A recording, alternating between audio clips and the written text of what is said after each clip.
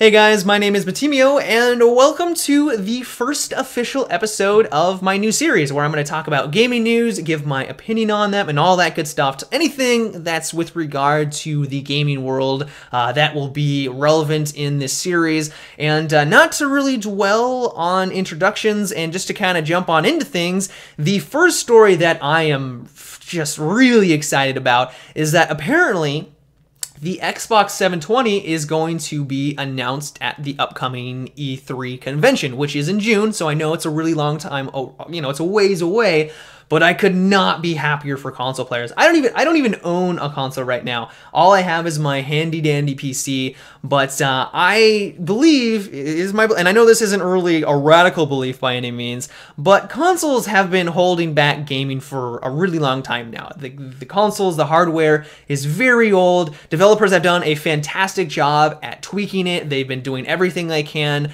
to push the limits of the consoles, but over the last couple of years, they've hit a wall, and there's only so much they can do with it. And a really good example of that is my favorite game, Battlefield 3. And if you've played on console, which I never have, I've seen videos of it, but they just could not do as much as what they could do on PC. You can only have 60, or you can only have 24 people on console, 64 on PC. The graphics are severely diminished on, there's just so much more that they could have done, but they just couldn't because the hardware isn't up to standards. And in reality, this has slowed, if not halted, the progression of console gamings, and consequently that has moved on over and slowed the progression of PC gaming. And once again, a good example of this is Battlefield 3, where they could have done so much more if they didn't have to take consoles into consideration. An example of this is the destruction. Battlefield Bad Company 2 had a lot more destruction than what we see in Battlefield 3, and with the upgraded graphics for this title,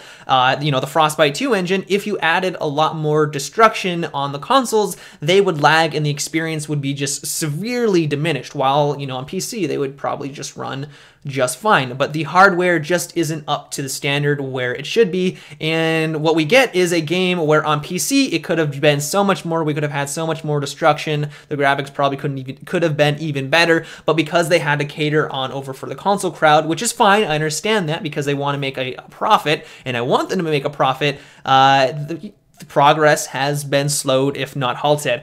So I could not be happier for console players right now. I think that once we finally get the Xbox 720 and the PS4, gaming in general is going to be pushed into a bright future. So the next piece of news that you may have already heard about is that Diablo 3 is no longer going to be having a PvP deathmatch system, which has been promised since the game was released a really long time ago. And I know a lot of people are upset about this. I mean, it was announced that they were going to be doing this. They wanted more time to develop it. They wanted to make sure it was balanced, but in the end, they are scrapping it. I guess it just wasn't fun for very long, and it didn't suit the game. And for me, I think that that's fine. I know, like I said, I know people are upset, but that game in general just doesn't seem like it's suited for PvP. It's very gear dependent, so if you try to pit people against each other who have different gear sets, I would imagine that one person would just blow the other person out of the water because they have better gear. And it doesn't really, sure, there's probably going to be skill required because you do have certain abilities at your disposal and you can kind of customize them to your liking. But in the end, if you have better gear, since it is so gear dependent, you're just going to just destroy everyone who isn't up to your standards.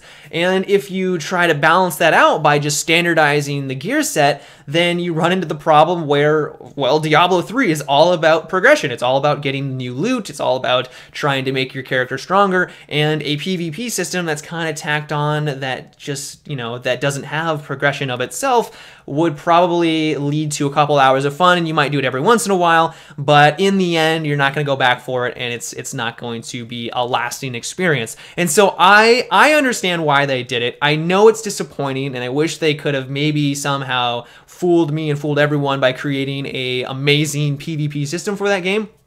But just the way that the game works, I just don't think that it suited it very well. So I know people are upset, but I think that it's okay. So the final story for today, if you are a fan of Slender, the free-to-play horror game that has scared millions of people around the world, and the one that I have avoided strictly for that reason, I don't do well.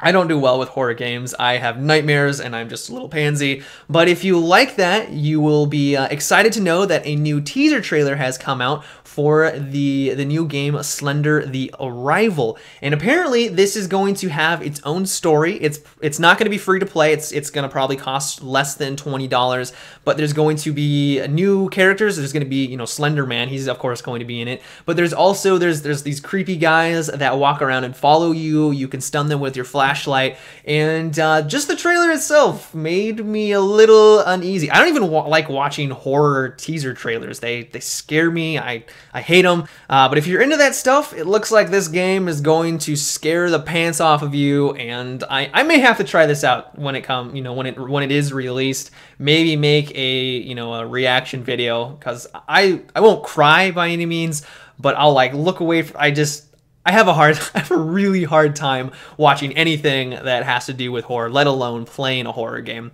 But that's all I really had to talk about for today. I hope you enjoyed my very first episode.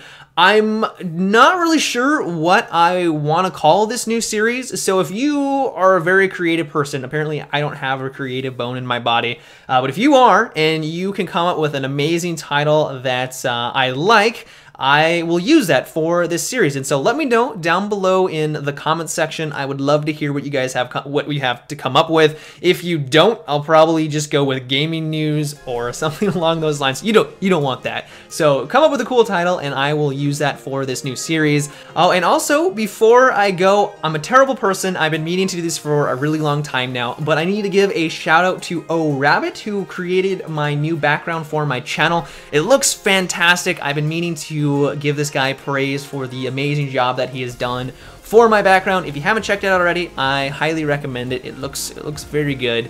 So thank you, sir, for doing that. But until next time, guys, have a good one and take it easy.